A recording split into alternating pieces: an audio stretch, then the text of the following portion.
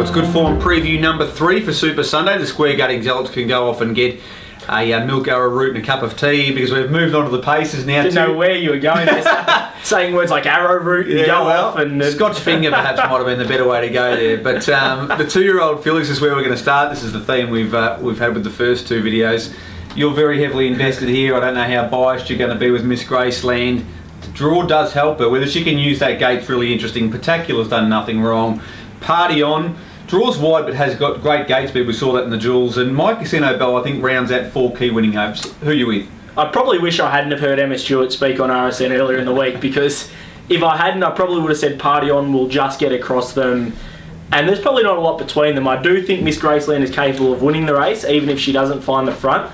Party On, I was a little, I'm not going to say I was disappointed, but I thought she would have won by a bit more of a margin than she did. Mark Purdon will no doubt improve her off the semi-final win, and Particular has the horror draw, but she's done nothing wrong. I don't know who's going to win. Particular was on the canvas in the Vic Bred Super Series, only just got perfect sense the last 50 metres when she really did lift. Emma Stewart talks about Miss Graceland like she's living in a different country to the stablemate Perfect Sense. So if that's the case and she has the better barrier draw, I tend to think she's still the horse to beat, but I do have plenty of respect for Party On. Yeah, I'm going with Party On. Just a Purdon fact. Look, I know she didn't look amazingly impressive on Saturday night in the semi-final phase at Bendigo, but really she just did what she had to do, and she was drawing away from a pretty good horse again on the line. So I'm going with Party On top. I'm just worried that Miss Graceland can't take full use of that draw. Party On ran the gate in 28-1 first quarter. She's quick in the Jewels final, so she led from the second row in the semi. Yeah, I think she's going to be a little bit too quick at the start. My Casino Bell, I'm not ruling out at $13 either. You've got to throw it in somewhere. Miss Dangerfield was a great run in the semi-final phase, but Emoji's a sneaky chance of getting across first and heading over to Party On, and from there she can run a drum. That's exactly my map. There you go. But I'm going with Party On. You're sticking with Miss Graceland, but you confidence. Just very, very quickly before we get into the 2-year-old Colts and Geldings, anybody who followed you in, yes, would you encourage them to lay off a little bit or try to delay? I'm the kind of guy that's just going to let it ride now. And he's taking everyone down with him. That's good to see. The 2-year-old Colts and Geldings, we're going to have a very dominant favourite here, and it wasn't the one we expected at the start of the series. Not pacing major for Mark Purdon, but for Tingira Beach for Team Tritton. Just so impressive. Now, we've got varying opinions on what's going to happen at the start here. You think he'll lead outright, and if he does, I can't see how he gets beat. Yeah, I just think they've never really let him go at the start, and nothing from out wider has ever got past him. I think if they do let him stride at the top, there's no way that anything can cross him.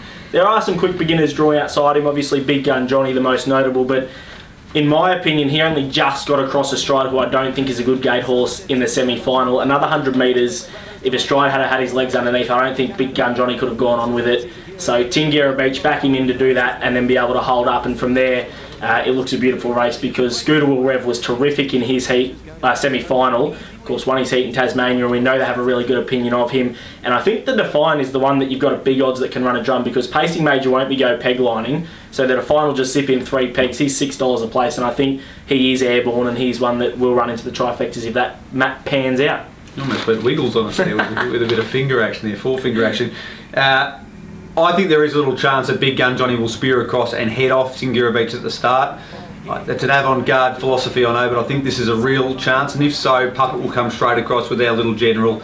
This is the only way Tingira Beach gets beaten, and it may not even stop him, because if he gets off and retakes the lead, I just think he's the best horse in the series, and arguably like an outstanding commodity, Tingira Beach. I thought he was about the equal of Pacing Major heading to the series. Well, he was better than, but about level with our little general Big Bred Super Series time, and I think Shane Tritton thinks he's gone to another level completely this time in, so on that basis alone, he has to be the horse to beat. And I'll be throwing Rapus a lot in with all those other horses you mentioned. The Define, I also think, is worth a lash at really big place odds. They're the 2-year-old paces on Super Sunday. Some varying opinions there, which we love to see, and we'll be back pretty soon to talk about the classic age paces on Super Sunday for the Breeders' Crown.